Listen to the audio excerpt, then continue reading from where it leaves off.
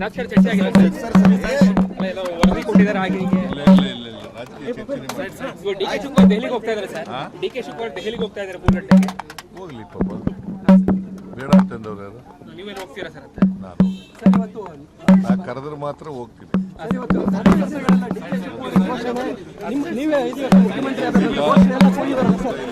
ಕರೆದ್ರೆ ಹೋಗ್ತೀನಿ.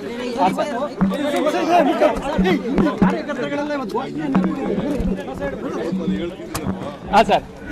ಅಲ್ಲ ಕರೆದಿಲ್ಲ ಹಾಂ ಸರ್.